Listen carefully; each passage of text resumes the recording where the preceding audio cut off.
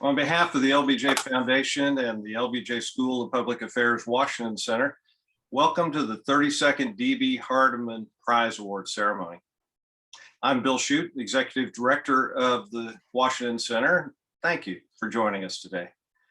For 50 years, the LBJ Foundation has been the custodian of the LBJ Presidential Library and a steadfast supporter of the LBJ School of Public Affairs at the University of Texas at Austin, which, by the way, recently graduated its 50th class of public policy professionals. This dual mission of looking to the past and preparing for the future ensures that the foundation remains both protector and promoter of President Johnson's accomplishments and his legacy.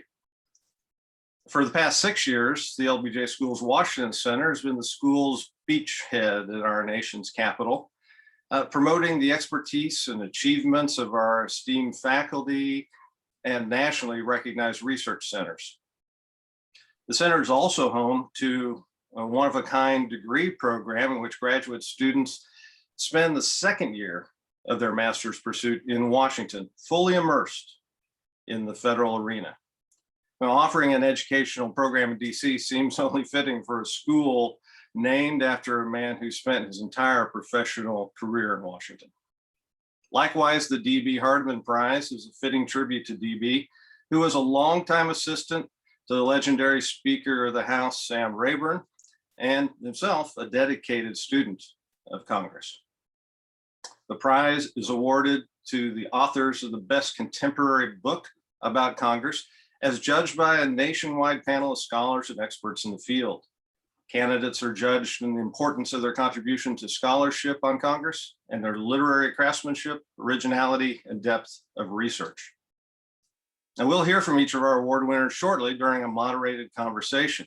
And we encourage you to submit comments and questions via the chat room so our moderator can address them to our honorees as time permits. And with that, it's my pleasure to introduce today's moderator. Dr. Peniel Joseph is the Barbara Jordan Chair of Ethics and Political Values at the LBJ School and a professor of history and founding director of the Center for the Study of Race and Democracy at the University of Texas. He's the author of numerous books on African-American history, most recently, The Sword and the Shield, The Revolutionary Lives of Malcolm X and Martin Luther King Jr., which was a finalist for the Penn Jacqueline Brigade Weld Award for Biography, a Benjamin Hooks National Book Award finalist, a New York Times Sunday Book Review editor's pick, was listed as one of the best books of the year by The Guardian, the Times Literary Supplement, and the Financial Times, and was named by Time Magazine as one of the 100 must-read books of 2020. Peniel, take it away. All right, thank you so much, Bill. It's really a pleasure to be with our three winning authors. And very briefly, let me just say, we have Ira KATZNELSON, who's the Ruggles Professor of Political Science and History at Columbia University, John LAPINSKI, who's the Robert A. Fox Leadership Professor at the University of Pennsylvania and Director of Elections at NBC News, and David Bateman, who's an assistant professor of government at Cornell University. This is the book, everyone. This is a fabulous book, Southern Nation. I'm going to be their biggest cheerleader here during this conversation. Congress and White Supremacy After Reconstruction. I've read so much on Reconstruction, gentlemen. I think this is such an important contribution. My first question before getting into the weeds, and really after this question, I'm going to read a little bit because my book is really lined up. I've managed to get through this 401-page epic throughout. What's the inspiration? I'll start with you, Ira. What's the inspiration for writing this book? Especially as scholars, we all know there's a vast literature on Reconstruction. So what's the inspiration? First, Peniel, let me just say how thrilled the three of us are to be on the panel with you. Your recent book on Reverend King and Malcolm X, just superb. And it reminds us that there's more than one way to interrogate the complexities of the racial experience in America. And the way we've chosen, the three of us in this book, is to look through the lens of Congress at the way in which the central representative institution in American liberal political democratic life, liberal in the sense of John Locke liberalism, and it's Locke himself who tells us that the legislature is the central institution of a decent government.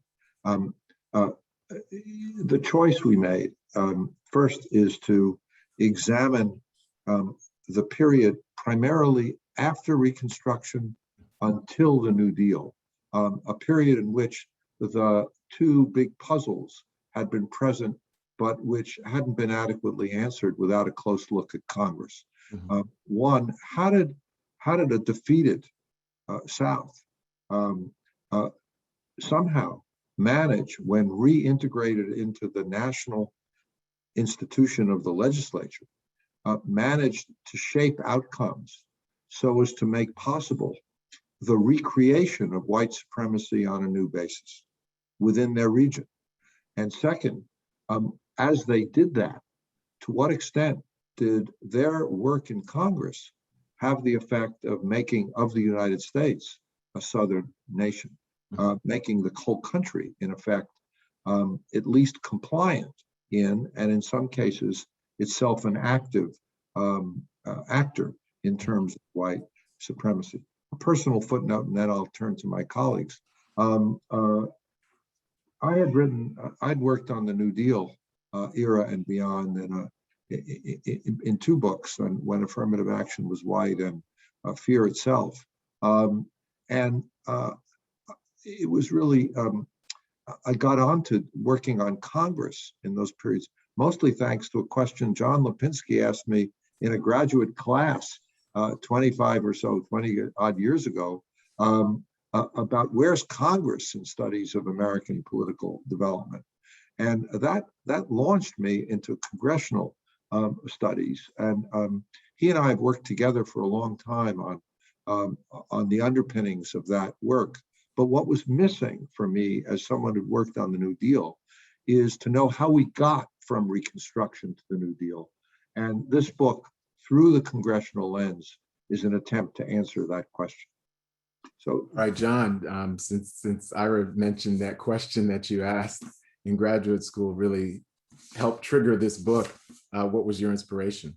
Yeah, I think that's exactly right. I mean, Ira was hugely inspirational. Obviously, I was a graduate student at Columbia in the 90s, and David was a graduate student at Penn. So it's really three generations in some ways of scholarship. And with Ira, I worked with him on other projects, and my focus when I was doing my dissertation work was, I was looking at the institutionalization of the United States Senate in the period, and then in the 1913 to 1920 was a lot of the emphasis. And, it really was, when I was going through and combing through so many of these interesting questions that were being probed by, the APD literature, broadly defined, I just there was really no Congress there. And when Congress was there, it was people like Richard Bensel, who obviously has done, David's colleague or former colleague. I don't know exactly what his status is, but, obviously a brilliant guy, Elizabeth Sanders. There were these people that, I read, but I just thought that there was this, this misunderstanding or lack of understanding of this critical time period. Ira at the time was spending a lot of time working on the New Deal, obviously doing very influential work. And so we did launch this big project. And I think that, with the collaboration with Ira and then later, with David, we created this, we really wanted to put this empirical underpinning to the work.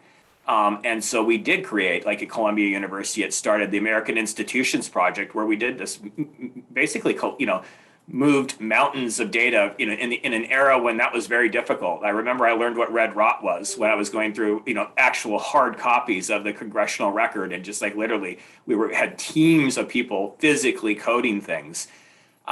Physically going through this data and, being very upset when one of the volumes would be missing and things like this. They didn't even actually let us take them out of the library. So we had practically, half the congressional, years and years of congressional records stored in Ira's office, and offices that he sort of had pulled for us graduate students there. So, the inspiration was just curiosity. I thought there were just so many things that we didn't understand. And I had this deep, love of Congress and the congressional literature. And so that just, once I started working with IRA, it sort of just led to this project, which, by the way, took years to make, right? Because we did our early work, but the work really sort of, David was obviously pivotal in sort of propelling, this to sort of completion. Because, like as Ira said, the collaboration's been decades, which you made me feel very old, Ira, but you look so good. So that maybe you just put another spring back in my step, like just seeing you, just on Zoom. So I will stop and hand it off to David. Thank you very much. So in a way, very similar to Ira, I got interested in Congress through John. Had you asked me sort of when I started graduate school whether I would ever really care about Congress, I probably would have asked you what's Congress. And so I had no real sort of interest in it until taking courses with John. And sort of the connection between sort of Congress and the questions of white supremacy that are at the core of this book, I think related to my other interests, which was sort of about democratic rights more generally. And so I had done work on disenfranchisement, Black disenfranchisement in the United States before the Civil War in particular. And one of the things I noticed while doing that work was just sort of how central, as Ira said, sort of legislative institutions were to the process. So I kept going to these legislative institutions or to these constitutional conventions in a lot of cases. And I became fascinated with the particular dynamics in those spaces and how those dynamics sort of generated opportunities for expanding political rights as well as for restricting them. And so John and Ira had been working on the Southern Nation Project for a while. And when I had the chance to jump in, I was excited to do so because it brought together this sort of interest I was gradually developing in Congress through John's insights. And this interest that I've long had, and which Ira has done a lot of sort of foundational work for, on the intersection between the expansion of political rights, the expansion of rights, as well as their restriction, and oftentimes along with clearly scriptive lines of race or religion or something else. And so this was a major interest of mine, and nice convergence of these points. And before I get to my second question, what I'll do for time's sake, I'll ask Ira 2, I'll ask John question 3, and David, I'll ask you question 4. I want to read something from Southern Nation, page 7. It says, the book also helps us understand how and why the subjugation of African Americans has been so deep and so entrenched, even in periods of progressive achievement. Within the period under consideration, it aims to discern how the South shaped the parameters of the American state and influenced the content of its public policy, and just as importantly, the rules and practices that define Congress, the country's central lawmaking institution. In short, we are interested in how Southern politics remade the United States above and below the Mason-Dixon line. And I think that's really important for everybody who's on the call, because I think what's so crucial about this book is that, as I've said, there really is a vast literature on Reconstruction that's becoming better and better every day. I mean, it's remarkable. So we're not only thinking of people like Eric Foner, and of course, the great W.E.B. Du Bois, we're thinking about people like Stephen Hahn. We're thinking about Dinah Ramey Berry, my colleague here at University of Texas. We're thinking about the literature on convict lease, Talitha LaFleur during Reconstruction. So it's been really, but what's so interesting about this book is that, and this bleeds into the question I'm going to ask you, Ira, the discussion of white supremacy and how this helped to create what we call the solid South. It's so timely for our present moment of racial and political reckoning, but it also really fills in a gap in the historiography of Reconstruction, because what I had never read, even in certain ways, Foner's Reconstruction is the closest, is such careful, and like John was saying, even empirical deliberation of what were Southern congressional representatives. In this case, all male. It's before, although some of your data goes beyond 1920 after suffrage, but most of it's before. But what were congressional representatives doing from the top down that was working in concert with, when we think about the redeemed South, the politics of redemption, right? And redemption, not just as physical violence, which the book talks about, and you do, but the 8-box rule, the grandfather clause, convict leasing, so many different aspects of redemption, but you really here get to see the way in which Congress was so pivotal, because sometimes we tell that story without talking about this deliberative body, which is so important. So I want you, Ira, to answer that one. That's a big one, but yes. What a challenge. Thanks. Let me just go back for a moment to the last chapter of book 1 of Tocqueville's, Alexis de Tocqueville's Democracy in America, which is about the 3 races in America, white and black, and then Native Indians. Mm-hmm. And he begins by saying, I'm now shifting my perspective from the story I've told you about democracy in America, name of the book, to something else. But it's a great, brilliant chapter in many ways, and he chronicles racial oppression before the Civil War. Mm-hmm. But what he says is something which I think is just completely wrong. He says, I'm now moving to another subject, mm-hmm. from the subject of American democracy to the subject of American racism. And the two, the democracy piece and the racism piece, meet right in the halls of Congress. Mm-hmm. So if we want to understand the South and when it's a solid South, we cannot but look at such matters as, how did representatives get chosen? Who voted for them? Who didn't vote for them? What's the nature of the franchise? What was the nature of the Southern party system? And why, for the overwhelming amount of this period, is it a non-competitive party system in which all the resolution happens inside the Democratic Party, which was a whites-only party for most of this period? Mm-hmm. You cannot look at the imbrication of racism and democracy without looking at lawmaking in Congress and not only what rules and laws they pass, but what rules and laws they don't pass. Yes.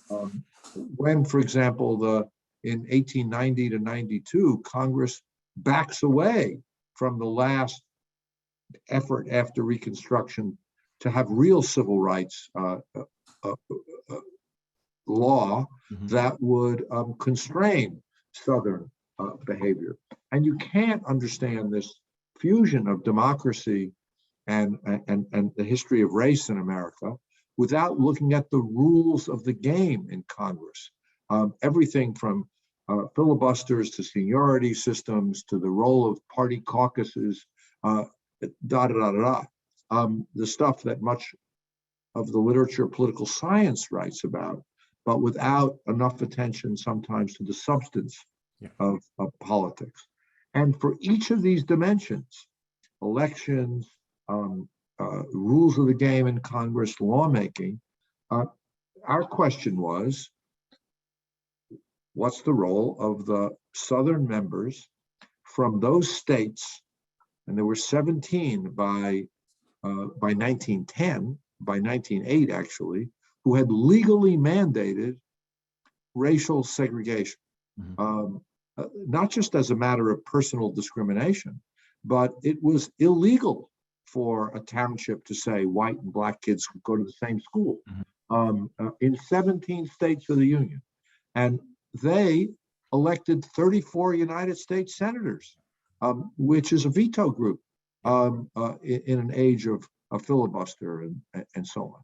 So the answer to your question, I think, is that to the extent to which we want to understand the role of, or the connection of race and the wider and many wonderful features of the American democratic experience, if we want to understand how the two have come together, not just as two separate questions, as for Tocqueville, but as deeply interconnected questions, then we have to study the role of the South in Congress.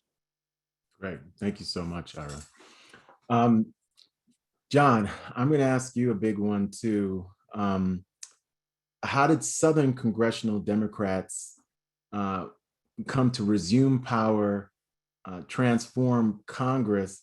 And really, what's so interesting, I think the book shows, is this remaking of the United States into a Southern nation. But it's the contradiction is that it's a remaking by the group that's defeated on the battlefield, but utilizes real strategy in Congress, right? And certainly that strategy is emboldened by violence and by fraud at the local level. Absolutely. And the book gets into that.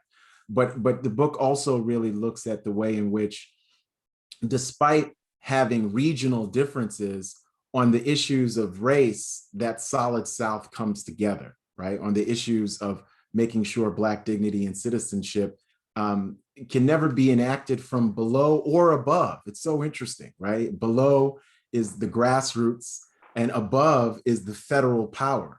So I'd love for you to talk about that. Yeah, let me say a few words about that. And so, I mean, it was, interesting for me, when we were, sort of looking at this sort of empirically, combing through, I remember, when we were in the early stages of it, spending so much time with Vioki and his just, sort of, Southern politics book. And what was so amazing about that book was, it was basically two books, right? I mean, you had this one book, which was a small little book, which was on, basically Congress, right? Just a couple chapters. It was short, kind of sweet, sort of did some, at the time, I mean, like we look at it, sort of now and think, wow, this was, he did these roll call analyses and, did some pretty simple work. But I mean, it was monumental for the time, right? The empirical work that he did, actually looking at the National Congress and collecting those votes and even calculating some of those basic statistics sort of that he did.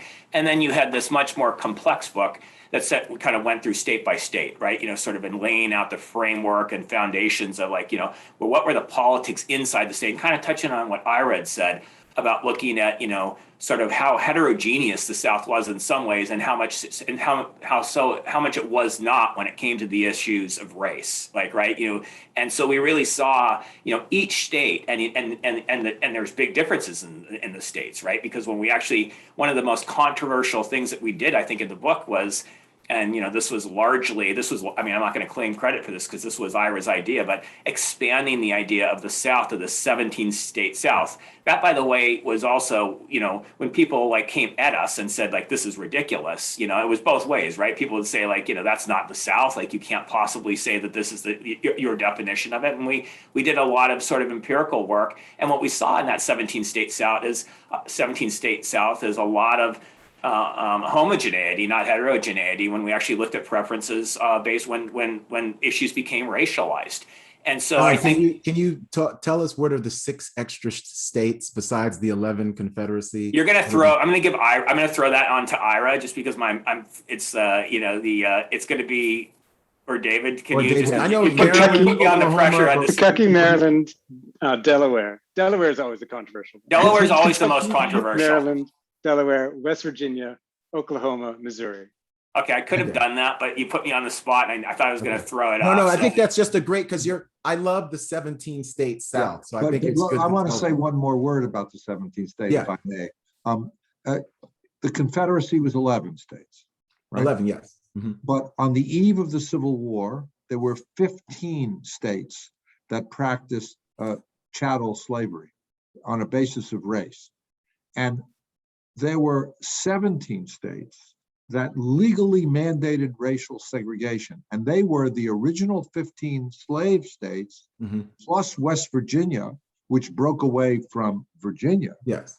And Oklahoma, which was not a state, I think it was a territory. 7, right? So, but basically, from the founding of the American Republic, at least until the 1960s, there was a continuity in the social geography of legalized racism.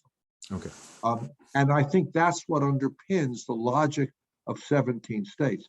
The advantage analytically is that you get both heterogeneity.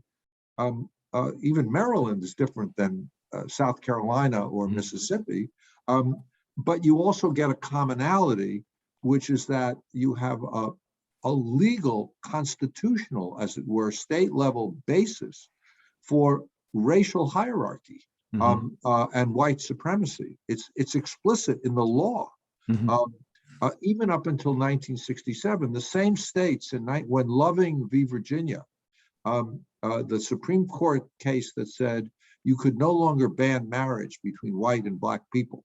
In 1967, the same 17 states were the only ones left with laws against, quote, miscegenation. Okay. So there is it's this continuity, but capturing the diversity within that continuity, that's the advantage of the 17 states. So the only thing that I'll say, because I want to make sure that we don't run out of time, because I know you have 7 questions, is that I mean, the story, when we think about sort of the rise, of these Southerners within Congress, it's a story of preference intensity, and it's also a story of policy substance. And that's like where IRA, sort of where we made very good use of this 17 state definition, because not all issues were racialized, in Congress, right? And so what you'd see, and so it was really interesting for us to see as issues, and this is like where we came up with this pretty elaborate coding scheme and being able to break out policy by substantive issue areas, just to see how, and we see this today, right? I mean, we see this, sort of when we get into the sort of contemporary politics, we see how issues, sort of have, sort of evolved. And sometimes, I'm not even talking about race like in contemporary politics, but when we actually think about how partisanship plays out and how issues that, wouldn't necessarily be partisan become partisan, there's a similar dynamic in the earlier period that centered around race and sort of pulled the South together. And, when you have weak, when preferences are amazingly intense, it can lead to very powerful and sometimes very terrible outcomes. And so I'll stop there, and so that David can have a good shot at his question that's coming up next. Thank you, John. David, and because of what we were saying in terms of race, feel free to expand however you think.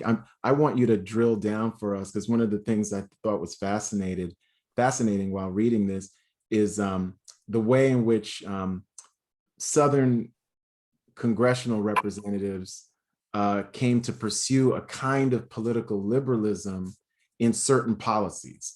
And in this way, going against sort of a republicanism, a late 19th century republicanism that was deeply interested in monetary policy, deeply interested in sort of wealth expansion, deeply interested in corporate pursuits, really at the expense of Black citizenship, by the way, too. But that progressive liberalism is also deeply implicated in the politics of white supremacy. So I'd love for you to talk to us about that. What are some of these policies? And like John said, sometimes these policies, we don't think of them as overtly racial, including like the Blair Bill and education policies, where or the Homestead Act, or something, where Southerners are intent on saying, look, we need to have control over this, so there's no race mixing and we're not elevating Black people. But sometimes it's overt, but other times it's not. And I think it's beautiful the way the book shows there's a difference between even the way in which at times Congress discusses these issues in the 19th century and, say, a Theodore Bilbo in the 20th century, right? Where not all of the Southern congressional folks are that, even if policy-wise, they can agree with aspects of Bilbo, but what they're articulating. And you even show some people are telling President Rutherford B. Hayes, Southern congressional folks, that we're going to protect the people of color. We want to protect Black men and their voting rights. Really, really interesting. So I don't necessarily think we should believe them on that, but I think it points to sort of something that I think you're going to ask coming up, was just about this variation in levels of anxiety and fear. And I think that the way that the South was in some ways very heterogeneous. It was sort of riven with internal conflicts. And for the white South, at the very least, there was a type of solidarity that could be at times sort of forged, at times imposed, around maintaining white supremacy. But the South was sort of this divided, sort of internally divided and heterogeneous in a lot of ways ensemble. And so whether or not you could sort of convince somebody that this is a racial policy, or that this is a policy in which the federal government's going to be able to come in and dictate the terms of the racial hierarchy in the region, can really vary a lot on the level of anxiety that Southerners had generally. So as, for a variety of reasons, including things that didn't really have much to do with the South itself, right? That was sort of a broader worldwide sort of shift in intellectual thinking towards sort of racial hierarchy and insistence on biological categories. As this happens, sort of a variety of things take place within the country, and the Republican Party of the late 19th century backs away after defeats that are imposed basically by the South, backs away from any type of commitment to racial equality, and becomes increasingly sort of conversant in the language of racial inequality, and sort of okay with that. That Southern anxieties sort of dissipate a bit, right? They become less constant, less pronounced. They're still there. There's still always a worry that the federal government might step back in. What this opens up for is certain types of demands upon the federal government that had otherwise been sort of suppressed. So the Democrats in Congress start demanding from the federal government certain types of involvements in the economy, certain types of investments in the region, because they think at this moment, there's very little likelihood that those policies are going to come with strings attached. But they also make sure that insofar as there's the possibility that they do come with strings attached, that they will be the ones controlling them. Right. So the Blair Bill, I think, is a great example. So the Blair Bill, for the people who don't know in the audience, was this moment in which there is a real possibility of federal government committing an enormous amount of money to primary education. Right. This isn't something really that happens until the 1950s in a serious, substantial way. And in the 1880s, they're talking about doing this. And what you see is Southerners are divided. White Southerners are divided, and white Southerners are partly looking and saying, well, let's take the money. They make sure that there's various sort of provisions for racial segregation in there, but there also would have been federal oversight. So they're balancing, can we get the money versus should we, is the money and the sort of opportunities it provides, do those come with too great a cost? And you can see in Congress and outside of Congress, as they deliberate this question, they're looking to what is the likelihood that this is going to lead to an intervention that would fundamentally disrupt white supremacy?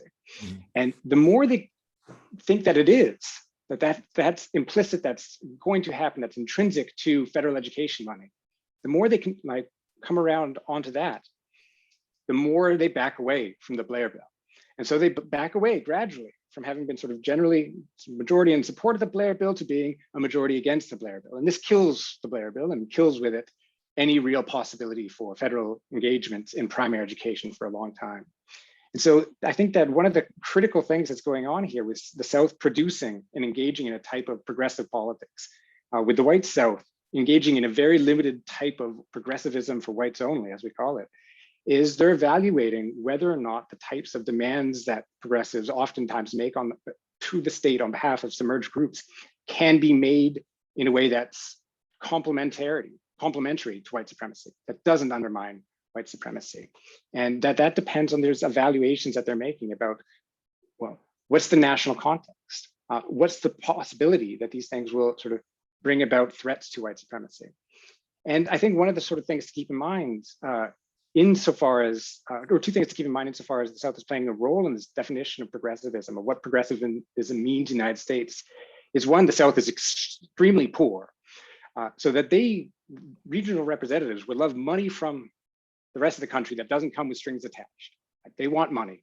And there's a sort of, unlike within Southern politics, which is sort of zero sum, this is a way they can get something as long as they can protect white supremacy, they're good with. And the other is that they're doing this in a national legislature, which points to Ira's important point earlier about the central role of these legislatures, right? They are engaging in these compromises with other progressives who have their other priorities across the country. And what they're working out collectively is something that becomes a type of progressivism for whites only.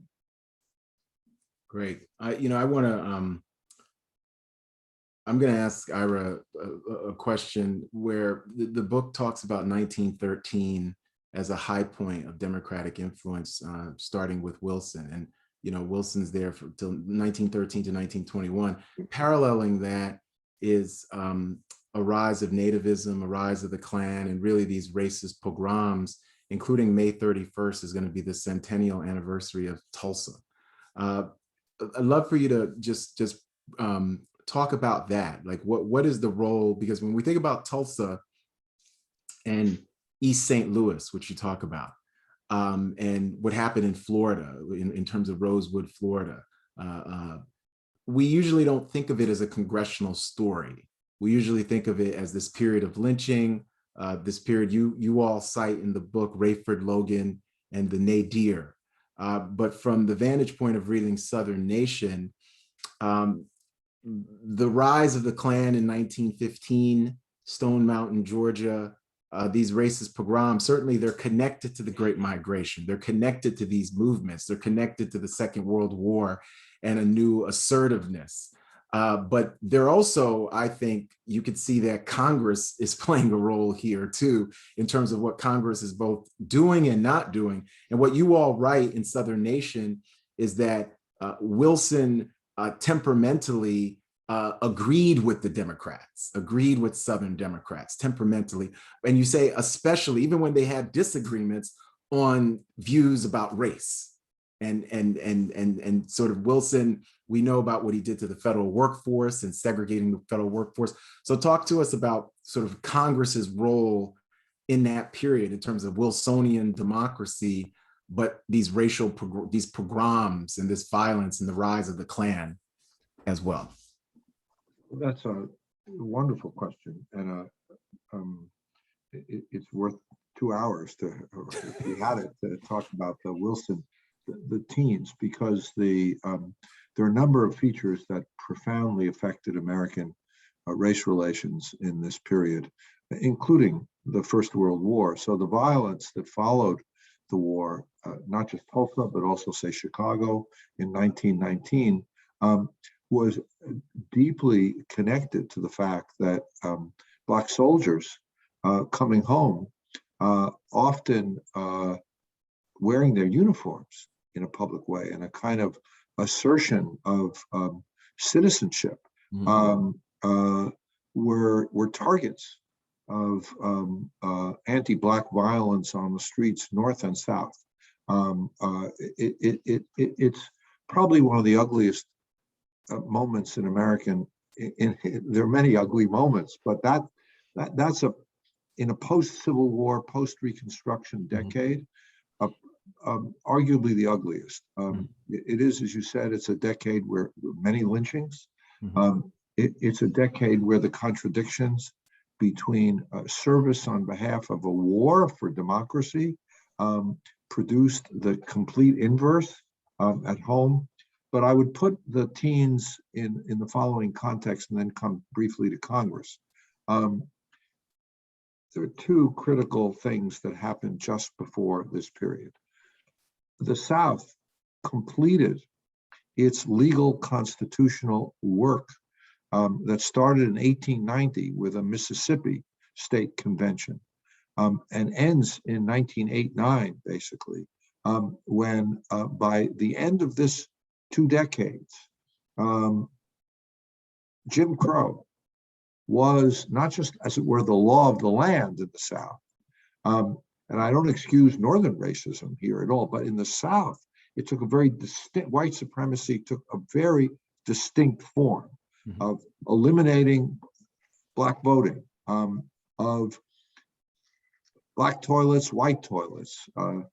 After Plessy v. Ferguson, the Supreme Court saying that you can have white transportation cars and Black transportation, and so on. The racialization was profound.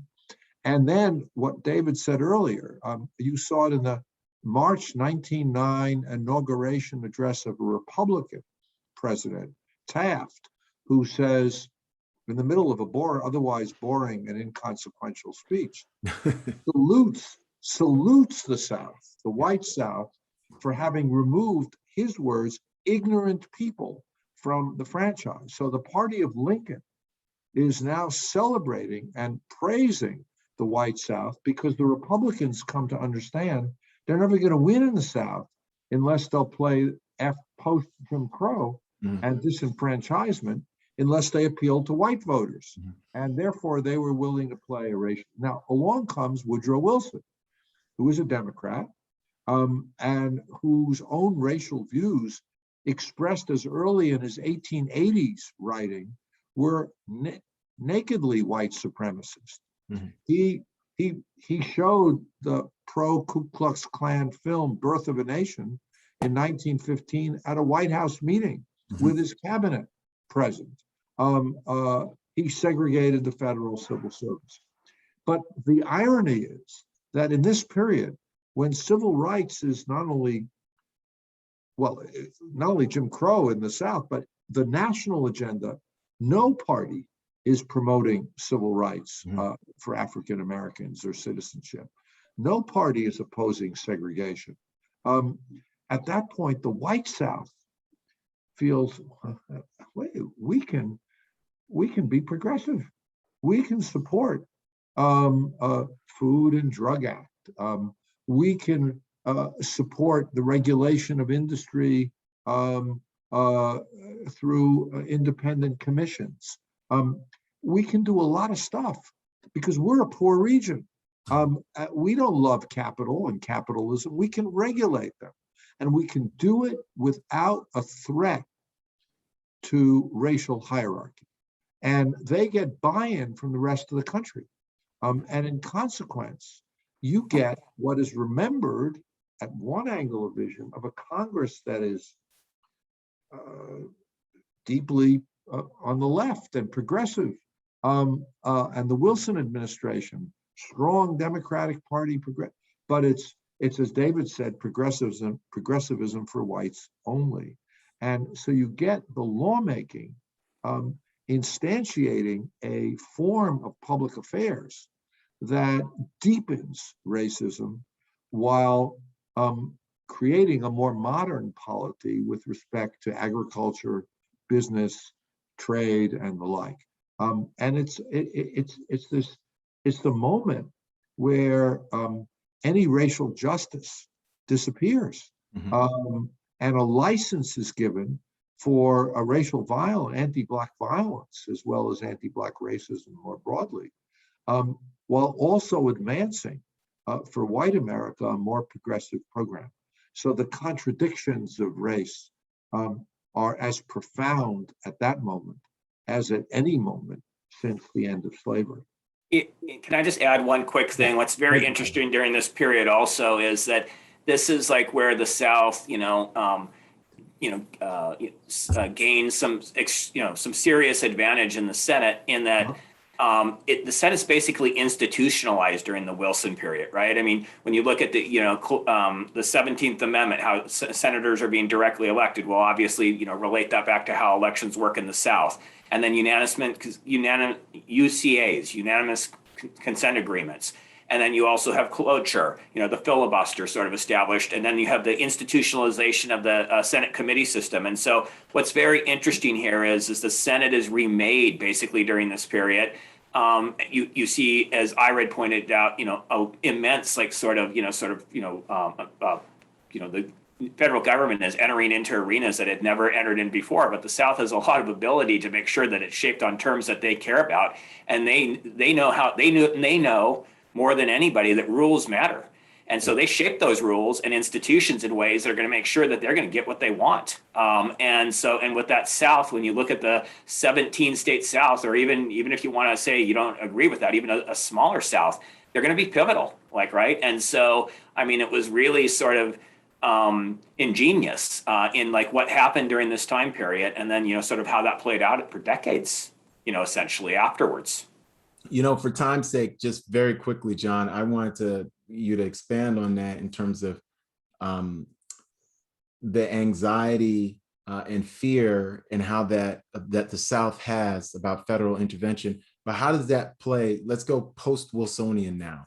From the 1920s up into the New Deal, because the book talks about Taft-Hartley, and I believe rightfully argues that Taft-Hartley is the most consequential victory of the South, because it really prevents the national labor movement from being nationalized and making the inroads. But when that's you think 1947. That's 1947. When we think about the fear and anxiety of the South between Reconstruction and the New Deal, both real and imagined. I'd want you briefly, especially post-Wilson now, what are areas, give me one on each side, that the South was very anxious about and turned out to be right about?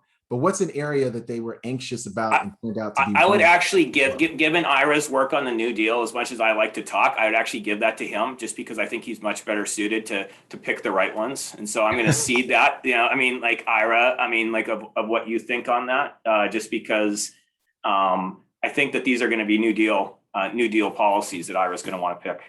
I can do this in 2 sentences, really. I think that the critical, there were 2 kinds of legislative arenas that frightened the South, the white South. One, of course, were any proposals to do with race. There was an anti-lynching bill introduced in 1920, and it went down between 20 and 22. Again, in 1935. Whenever civil rights popped up, the Southerners mobilized as one. But the second area, which terrified them more, was anything to do with labor markets and labor unions. Okay. Because the political economy of the South was based on racial hierarchy. Who were the sharecroppers? Who was picking the cotton and the tobacco and the rice and so on? Who were the persons who were domestics in people's homes and so on? Anything that upset the racial order of work terrified the white Southerners. And that culminated, as you said, Peniel, by 1947 with the passage of the Taft-Hartley Act, which was passed over the veto of President Truman, because a united Southern democracy joined the Republicans. Republicans wanted Taft-Hartley because they didn't like labor unions, but white Southerners didn't wanted Taft-Hartley to cripple unions, because when they saw unions, they saw racial issues and the threat, especially through the CIO.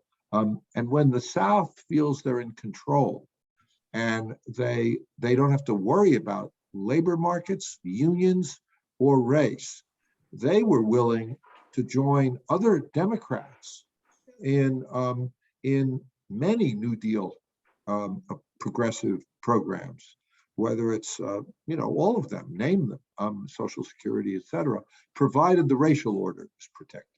And they had the capacity to do that for just the reasons John was talking about. They had remade the rules to put themselves in control, and that mattered.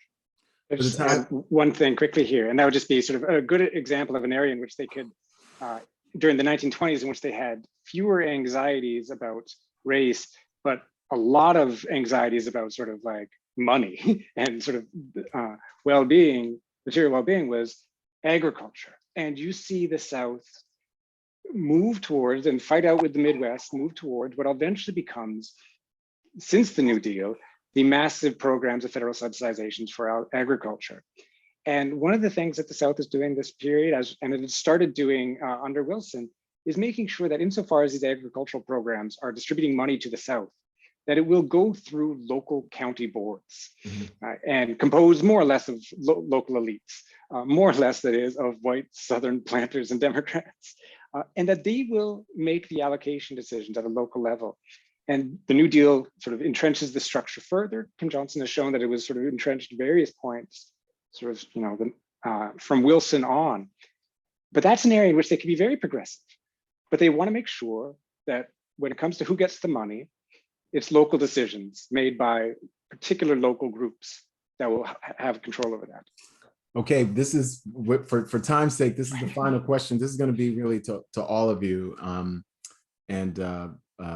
John, you can go first, David, and then Ira, you'll wrap us up. Southern nation resonates deeply in our own partisan time. Yesterday, Southern Democrats in Congress have, especially after 1994, as you know, become Republicans. Currently, they are leading voter suppression legislation, and they balk at efforts to invest trillions of dollars into regions historically underserved by the Southern Congress representatives that you write about. And at least in part, it's because of the racial intransigence your book so ably describes. So in this age of talking about ending the filibuster, in this age of talking about truly democratizing Congress, ending gerrymandering, what can we do quickly? What are some policy, because this book is about really both history, but it's got huge policy implications. Any ideas, John, about policy interventions that could help the situation that Southern Nation describes? Well, I think that, I mean, I would look at policies and also elections. And so, you know, one thing on policy, on the policy situation, I think that we're going to have some, when we talk about like ending the filibuster, let's see what Joe Manchin has to say about that. You know, he's you know, I mean, I'm not going to say too much about Joe Manchin, but like, you know, I mean, I think we all like have our own take and opinions on him as a center of what he sort of, who he is. But, you know, the interesting thing that I would want to point out is given that, you know, my role as director of elections, I mean, just think about what, you know, how surprising it was what happened in Georgia. So, and, you know, I see some questions that are coming up in the chat that we might talk about the changing South, right? You know, because you're right, you know, I mean, in the sense of what the South has done over the last couple of decades has been different. What it might do, you know, in some key pivotal places over the future, you know, sort of decade. And I think there's no state that's more interesting than Georgia when it comes to that. I think, you know, Texas also is going to become very interesting, you know, as it changes, you know. And so I want to say that since, you know, because I mean, it's, you know, and so let me, I know we're really running short on time, so pass it to Ira and David. Okay, great. Thank you, John. David. So I guess, you know, I'm often wary of making too much of historical analogies, but here's an analogy I'll push a bit, and that's the analogy today with the voter suppression tactics that are really going on across the country, but especially since the VRA Section 4 was struck down, has really sort of proliferated and bloomed across the South with these efforts to suppress voting. And the analogy I would make is to the federal efforts in 1890, 1891 to pass an elections bill. It was a flawed bill. It would have been a deeply flawed bill, but it would have been an extremely important bill that probably would have done more than any other proposal that was imaginable at the time to protect voting rights along lines of race, so that the brunt of the disenfranchisement would not have been falling on African Americans, and it would have been blunted considerably. In order to pass that, the House had to abolish what was the filibuster in the House at the time. The Senate had the choice. It could pass it, or it could pass it by abolishing the filibuster, or it could keep what was sort of a type of filibuster at the time in place and give up on the legislation. After what I think was more or less nearly 2 years of fighting, they abandoned the legislation. I don't want to push the analogy too much, but there is legislation in Congress. There's the For the People Act, and there's the bill to restore elements of the Voting Rights Act that are very likely to be defeated by filibuster. And that's the sort of a choice, and not a perfect analogy, but an analogical choice to what the Republicans were facing in the 1890s. Thank you. Ira, you'll wrap us up. I fully agree. I was going to say that HR 1 is critical, and it faces just this choice. I think there are two pathways now. One is top down, that is in the legislature itself. The other is the kind of mobilization we saw in Georgia, bottom up, and forms of organizing and mobilizing, notwithstanding attempts to repress the vote. And there are ways in which attempts to repress the vote can be used as a mobilizing technique, bottom up. Before we run out of time, I just would like to say two other things. One of which, well, just one other thing. We are, the three of us are just so honored to win this award. Hardeman, the name is really important as an aid to a critical figure in the history of Congress, and of course Lyndon Johnson. And Johnson, when we think about the way forward, I think we should reflect on the transformation of a member of the Senate, a non-trivial member of the Senate, arguably the most brilliant majority leader in the history of the Senate, who was elected in 1948, gives his maiden speech, and every third paragraph in his maiden speech that lasted more than an hour had three words: "We of the South, we of the South." And the force of that speech was to say, we said, we're not racist, but we think there's no role for the federal government in banning lynching or in employment law or employment discrimination. So that same United States Senator, when President of the United States goes to the well of the House of Representatives and utters that we shall overcome. That's 16 years. 15 years, a decade and a half, not a long time, which teaches us that under some conditions, persons who were fellow travelers with, he was never personally a billboard or racist at that time, but was a fellow traveler as a Southern, we of the South, could make a transition to leadership in the Congress of transformational efforts to nullify Jim Crow. That's a lesson to us all, that change is possible.